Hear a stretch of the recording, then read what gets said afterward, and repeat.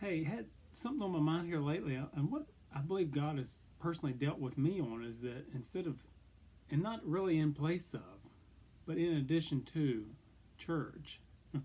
In other words, our church service. I think what is important in my life right now is developing friendships and one-on-one ministry. And I have just felt this so much. I've been reaching out to a few people here and there, and just consider this when we think about COVID, when we think about whatever happens with our country and our freedom of religion. Your ministry is still the same: to love your neighbor as yourself, and to love the Lord your God with all your heart. And whether you can meet corporately in a building or not, you still are doing the ministry. You still are doing your one-on-one ministry, and that is what is extremely important. So there was a verse that was on my mind this week.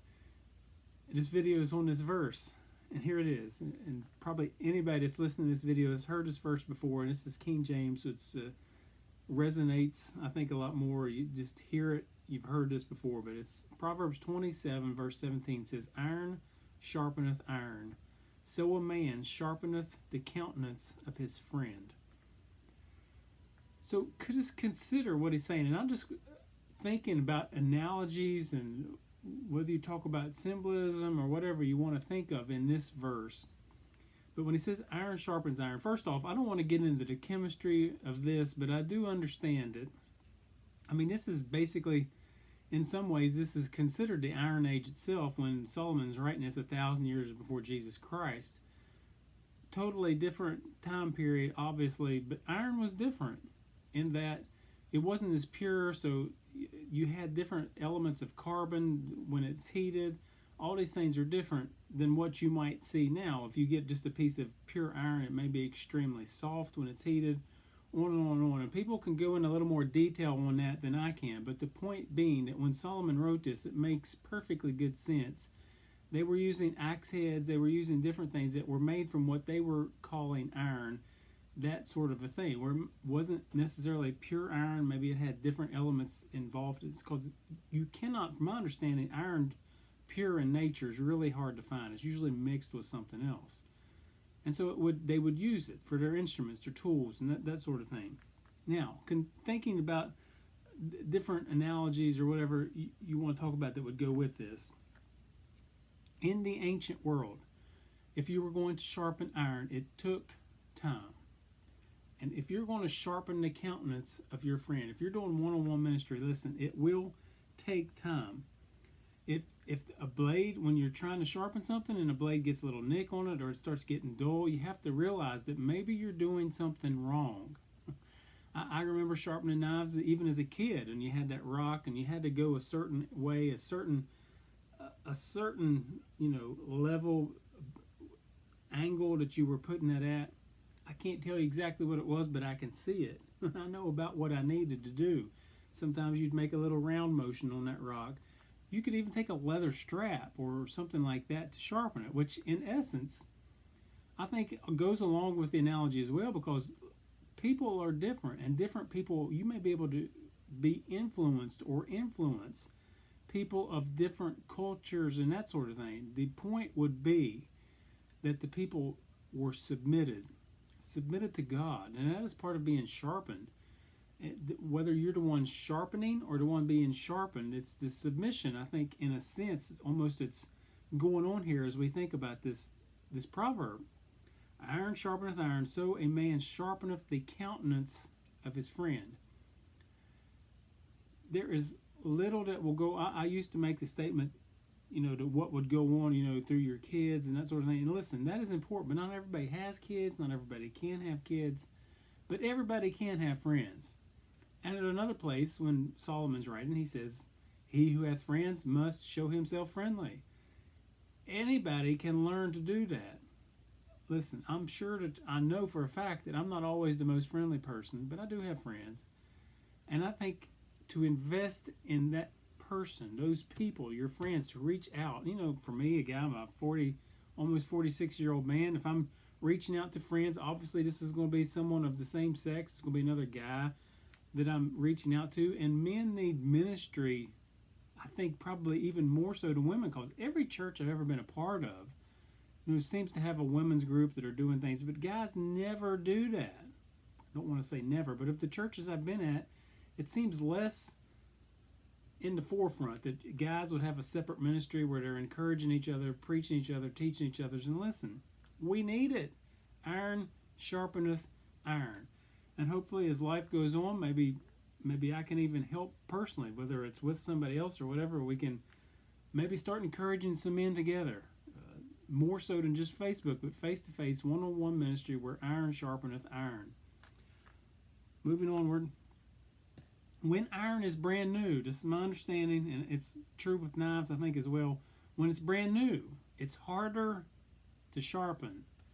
Once you get it broke in, it's the same way when you're cooking. Now listen, if you're listening and you think you're dead wrong about that, I may be.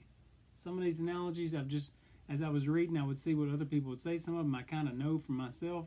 But listen, correct me, put it on YouTube in the comment section. I'm fine with that. We'll go on from there.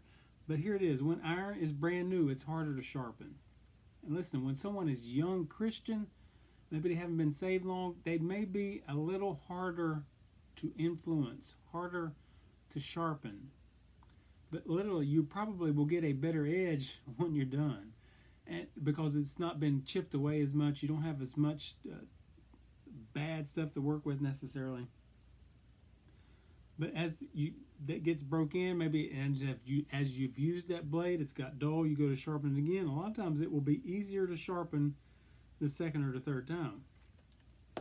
It's a long-term process for iron to sharpen iron. It's not something that happens overnight. It's a long-term process. It's an investment in someone's life, and it's what we are supposed to be doing. Also, a cutting tool needs sharpened in order to be useful. And that's exactly what he's talking about here. We, as Christians, we need each other. Someone needs to help sharpen me. I need to sharpen other people. And without being sharpened, without being clear, without, whether it's your, oratory skills, whether you're talking, how whatever it is you're wanting to be sharpened, your intellect, your exhortation, just exhorting one another to be sharpened, we're no good unless we are getting that. Jesus would send his disciples out, 2 by 2. At one point when he sends the 70 out, they're 2 by 2. And the disciples themselves, the 12, they were often 3 in a group. When Paul, you see in his ministry, he always had someone with him. After his desert experience, when he was gone for 3 years by himself, he always had someone with him. You see the others did. Even Barnabas, when he left, he took John with him. So Paul then went to get Silas. And you see on and on. He always had someone with him. And iron sharpeneth iron. It's accountability. It's so much.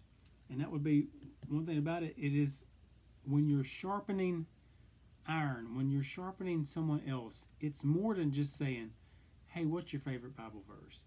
It's really getting involved. It's an accountability where you're accountable to them, where they are accountable to you. And I believe men need this. I know women do too, but I'm kind of just thinking more in the lines of myself and ministry. And we need this. And iron sharpeneth iron. So doth a man sharpeneth the countenance of his friend. It's accountability. And here's another thing. If it's left alone, it becomes useless. In other words, if it's dull, and this I know even like back in my days when I was working at Kroger, I remember talking to the meat cutters, you will get cut easier with a dull knife. It may sound strange, but it's just the truth because of how you're using it. And when you're actually not cutting what you're supposed to be cutting, it may slip a little easier. Things may happen. And a lot of times you can actually get cut a little easier, but in other words, make an accident a little easier. But it's useless in a sense if it gets completely dull, so you can't even cut what you're trying to do. I mean, you will work yourself to death. You could just go no farther than watch where the red fern grows and realize, keep your axe sharp. You go out and try to cut a tree down, you will work yourself to death trying to get it cut with a dull axe. You can go on and on with different things about that, but it's useless. We need to be sharp. in order to be useful, and we need each other to be sharp. Iron sharpeneth iron. A harder iron is used to sharpen. In other words, whatever it is you're trying to sharpen, especially in these days, my understanding is they would take a harder piece of iron to sharpen that one. And, you know, people can say different things along this line, but literally what needs to happen? I mean, I'm at the age now where I'm a little sharper, I don't know, maybe sharper may not be the word for it, but I'm definitely a little harder. I've been around a little longer through these things. I should be helping sharpen someone that's younger, someone that's a little softer. And no matter what age you are, you have someone that you can be investing in like that. I mean, in this day and age, you can do it when you never leave the house in order to make comments or pick up a phone or whatever it may be. But iron sharpeneth iron, so a man doth sharpen. I keep misquoting, but so a man sharpeneth the countenance of his friend. And it takes people that have been in it for a while to help sharpen other people, and that's part of it. But listen, I understand this. I learned so much from people who haven't been in it long, from people who maybe haven't studied, maybe haven't been down the same road that I have, but I can learn so much from them, and I do daily. And just having the conversations with people, honestly, I believe ministry is so much more than a church service and what we've made it to be. That's the huge thing that you prepare for all week. But listen, the ministry is every day. It's investing in one-on-one ministry, whether it's after work, whether it's during work, whether it's meeting someone for breakfast, whatever. That is the ministry that we are to invest in each other. Whether it's someone who's saved, or someone who's a Christian, or someone who is not. That is still the ministry that we should all be doing. One-on-one ministry. When you're sharpening, friction is generated. Now, I mean, if you're on a stone, you keep sharpening. A lot of times it'll actually get a little hot. Friction is generated. If you're sharpening a friend, if you're trying to help sharpen, understand that friction will be generated at times, and you might make the other person mad. But see, that to an extent, but that's part of it. Having someone who you can be honest with, who can be honest with you, who can tell you when you're doing something wrong, and you know, you can love each other through it. The friction is necessary to grow, to get sharper, because none of us have it exactly right. Iron sharpeneth iron. So as you just consider it, burrs, nicks, those sort of things, you're moving through it. You may be removing burrs from the blade. Maybe you can't see them, but that's part of what's making it dull. So, as you're sharpening others, the negative thoughts, negative emotions, the insecurities, all these things, you're helping to remove. That is part of iron sharpeneth iron. And I'll probably finish up with this, but consider it. God desires the fellowship. You see it starting out through all the Old Testament with the feast days. He wanted them to come together to have the fellowship. He wanted them to have the one-on-one fellowship as he would lead them out. A lot of times he would make sure that they sent the spies out, you know, different things. And the way they fellowshiped and the way God, the very word tabernacle, meant to dwell with. We see it in the New Testament. Even in John chapter 1, it talks about to dwell. It's the word tabernacle. It was to dwell. It was the fellowship.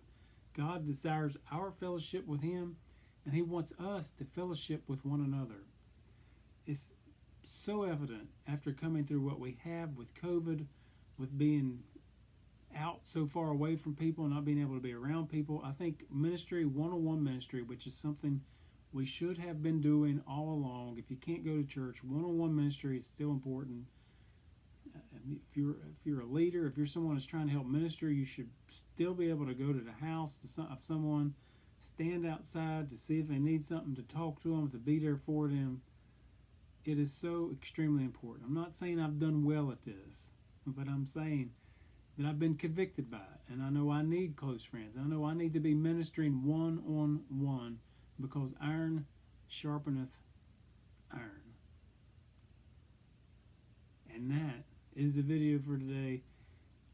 Not a long one, but please remember, ministry is for anybody and everybody. And everybody needs to be investing in a friend, friends, different people, one-on-one or in small groups. Iron sharpens iron. Until next time.